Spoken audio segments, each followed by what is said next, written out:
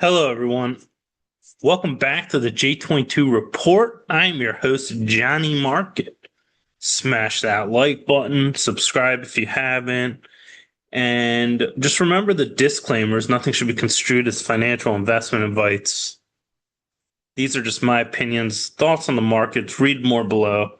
And please do, if you do listen to the channel frequently, I'll get a lot of people just make a comment. I've been listening to you for a long time or whatnot. Do hit the like button just because it does help out the channel. And I get that a lot. So just wanted to get into today's stuff. I was trying to do a video over the weekend, but I couldn't. And a couple of things I just wanted to get into is more of it as I go. So right now, the first thing I wanted to get into was the oil market. And today it went down. Markets do not go up in a straight line. They go up, they go down. But I'm trying to let's see if they just have crude. Let's see. Sorry, I thought normally when I scroll, it will just show everything on my phone. So yeah, crude oil was down $94 down, but if you look at this chart, it went down roughly $3 or $4 today. I don't know the exact numbers. Normally it's not. But it did have a down day today. And yeah, normally it had a down day today. Oh, here it is. Commodities. Crude, it's up $1, but I think that's in the aftermarkets. But I know it went down because I watched the markets all day. Brent crude's down too. Maybe this is the after hours, but it's not all day. But you can tell from the 1 day chart it's down. And so despite crude going down $3 to $4 a barrel, if you actually look at Suncor, this is just a Canadian company. I own it. Disclaimer. I own it. I'm not, recommending it buy or sell. But it went up today, $1.73, and you can tell by its chart, 1 day chart, it's up. And everyone's wondering why the oil stocks are going up. But I just wanted to see if this would, they're wondering why the oil stocks are going up, but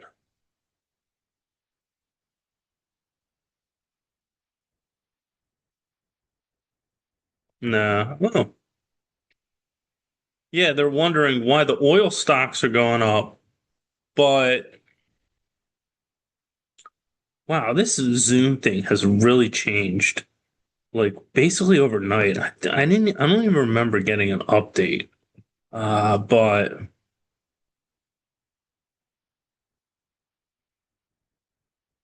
normally it was just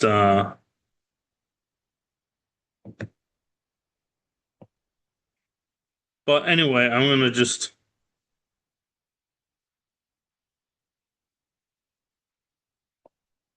just gonna do this. I'll do this the best I can. I hope it's doing okay. But yeah, if you look at Suncor right here, it's up.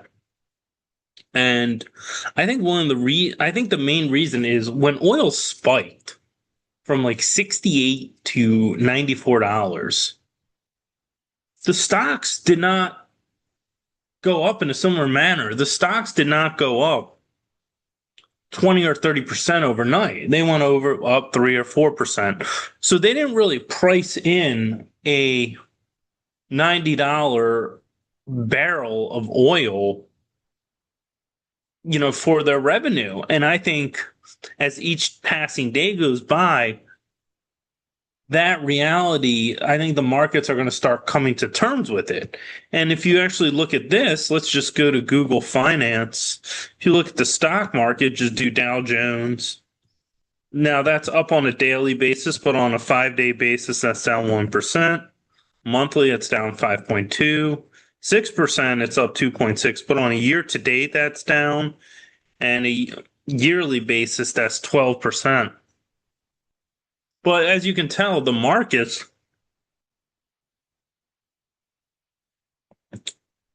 they're going to start pricing in $90 to $100 barrel in oil being a reality. And a lot of these, this this K-shaped economy will die because this is the oil prices will really hurt the rich.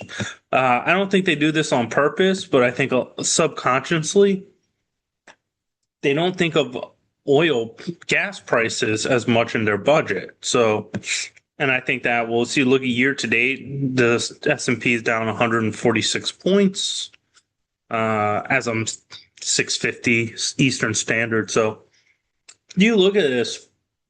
I think this is why the market's still on a downward trend, and why the oil stocks, despite today in Total, Total, let's just, despite having a lot of things, this is in euros, but that was up today. Let's see. Let's get the actual one on energy. This is a French oil company. It's a big conglomerate. But despite having a lot of their all overseas production due to the war, it's still up today, 82. And if you look at it 5-day, it's up 3%, 1 month, 8%. See, if you look at this, oil's gone up 30, and this has only gone up 8%. 6 months now is 32% year to date, but these were profitable companies beforehand.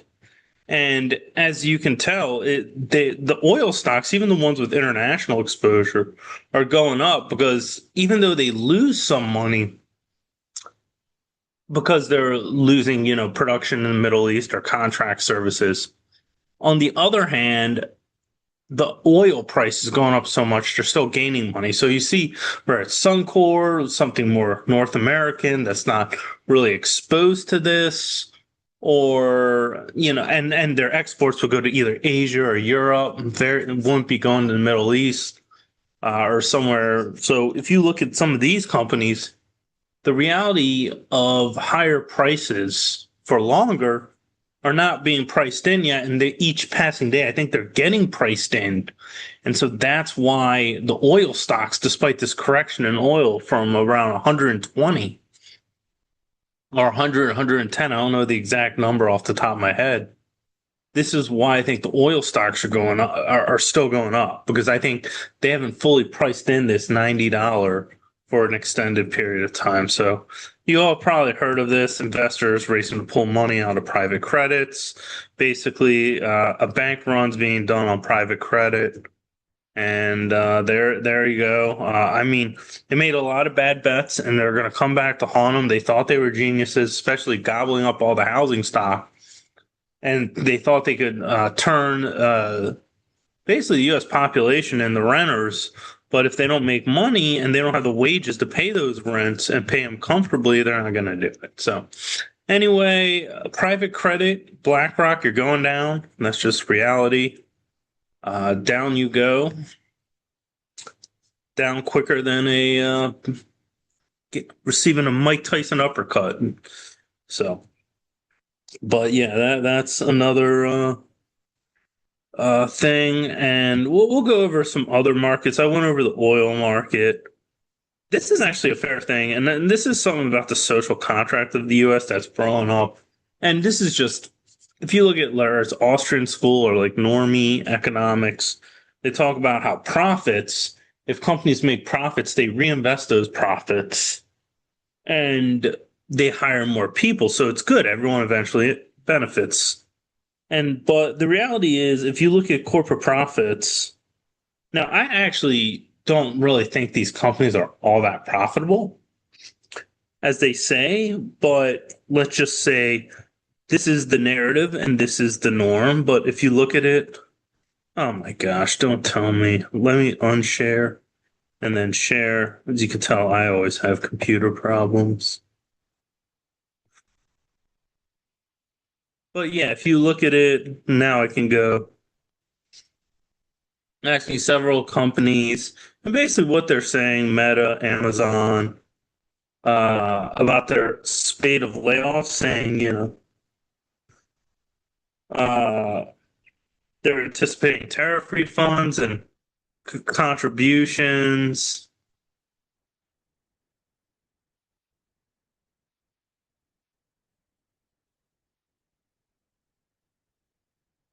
And they're like, why are they laying off workers despite all the new benefits for corporations? And not only that, they're lowering their taxes. I mean, I think there's also,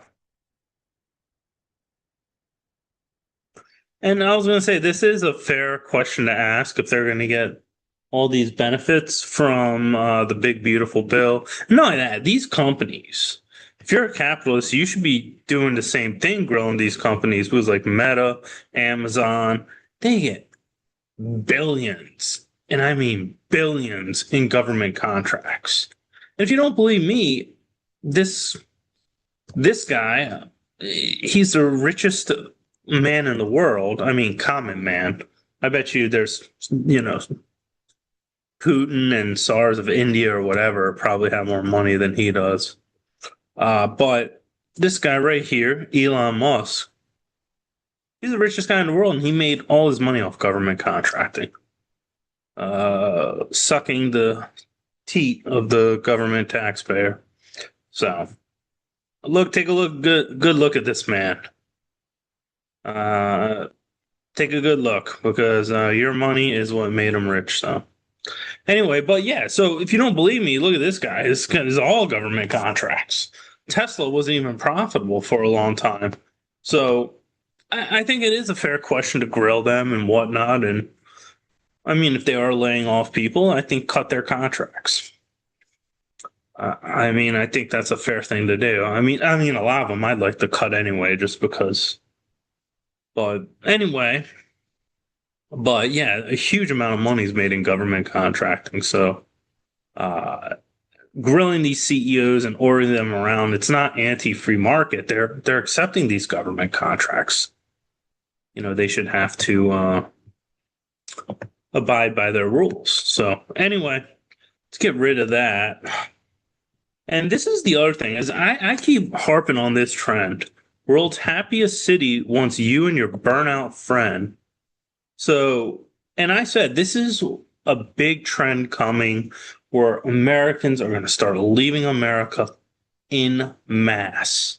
This is travel pilots, so they have recruitments, and if you are interested in moving, and the other thing too is like these aren't like top tier stud rich people. These are going to be a lot of regular people coming to Denmark. This is one example, or Copenhagen. Yeah, Denmark. Look, introduce job unhappy people to career opportunities in daily life in Denmark. Remember, they're the Scandinavians, and I know this was my family. My in-laws are Eastern European, and they're European too. They don't like arrogance, and a lot of successful people in America are arrogant and cocky. They don't want that, and so they're not going to be recruiting. And this is what makes it so dangerous: is they're going to see people who are mediocre or laughed at in America. They're going to come there and do well. And then a lot of other people are going to see that and they're going to say, hey, can I get into Denmark, or can I get into Portugal, or can I go to Mexico? And there's going to be a mass exodus. And you're already seeing that. Like Denmark or the US, it's a no-brainer. I'd rather live in Denmark. And I think if you're honest with yourself, you would too. Unless you're very politically well connected, then yeah, obviously the US, if you're politically well connected or part of like the Epstein class. But yeah, 5 to 6 weeks paid vacation, 37-hour work week, and you have a better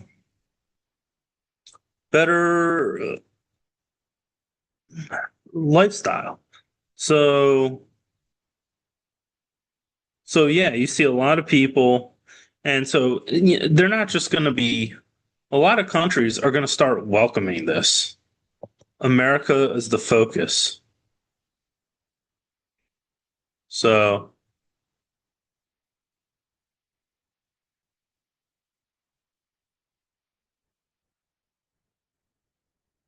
so yeah, you're going to see a lot of people. These are going to be a mass exodus, and Denmark's just the beginning. Other countries are going to see how successful it was in Denmark, and then they're going to spread, and they're going to get a lot of people because there's a lot of young, educated people there, and they're going to come and do that. So This is a trend. And I told you, we're going to go from immigrants, a nation of immigrants, to a nation of e-immigrants, e-immigration. And so that's the other thing. Let's get into, I'll just quickly talk about the stock market, in my opinion.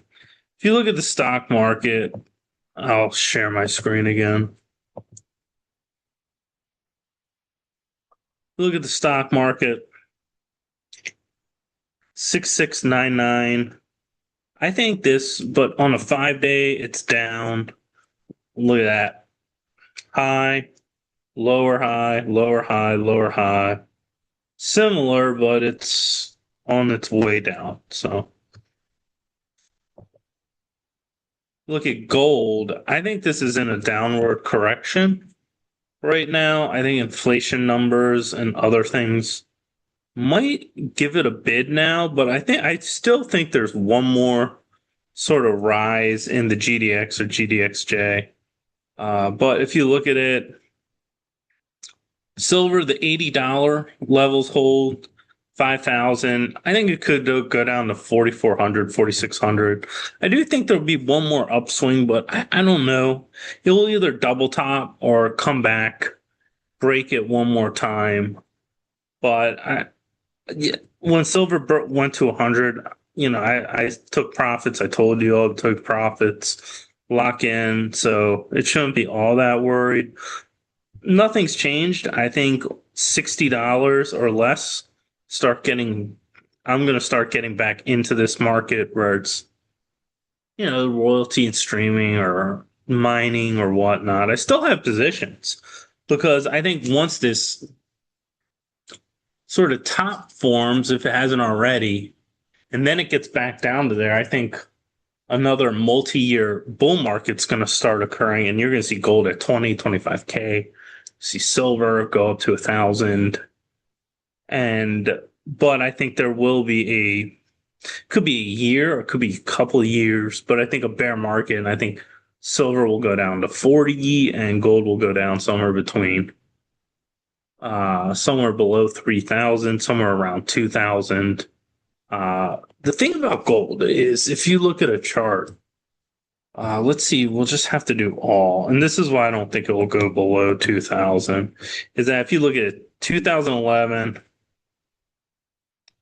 that was like the top, and it was like 1920 something. I forget the exact number, 1921. Then it made this huge cup, and it sort of went and hit 2000, came back in 2022, briefly broke 2000, went down, and then it just broke. And I think this 2000 will be the new sort of $800 gold. If you look at 1980s, if you look into 1980s, this went around $800 in 1980. Then it went down and formed this huge sort of cup. It went back, and around 2006, it went and tested and finally broke out into 2011. And when it broke, or 2008 or 9, it went all the way to 1900. And then, it went up, broke around, came back down, and then it finally in 2009 broke up, went all the way to 1900. And 1,000, and when it went to test, $1,000 was the floor. $1,000. That was a strong floor. The low was like 1058 or 52, or forget the exact number, but 1,000. So I do think 2,000 or 22 or 2,500, like maybe even 2,400 would be the floor. So I think gold does go down to, I would say 4,000 or 3,000. That's when you really want to buy. But I think there will be some sort of, I mean, if you look at all the bubbles, private credit, auto loans, credit cards, many other auto loans, credit cards, housing bubble, commercial real estate, there are tons of bankruptcies, Ray, and I think people will be selling to cover their losses. And that's the only reason I think the something will be coming down. And so that's why I think, and I think with silver, this is why I say below 60 is I don't know. I think 50 could be the new 800. What gold was for 800, I think 50, because if you look at it, 1980, and that was around 50. Then it came back down, tested 50 again in 2011. And then this year, it finally broke. That is 30, 40. Let's see. This is 45 years of support underneath. So that's why I think when the force majeure comes, and I think if it goes below 50, that's going to be a flush and there's going to be a buying opportunity. So that's why I'm willing to be patient, and I still have a position just in case I'm wrong. That's what you got to do. So anyway, that's all I have to say. Just remember, nothing should be construed as financial investment advice. And if just my opinions, and if you listen all the way through, hit the like button. That really, I know you liked the video if you listened all the way through. I'm not a big name. I don't have a lot of people. Most people listen for 5-10 minutes and then come off. But anyway, that's all I have. I'll probably see you next week. All right. Have a good one.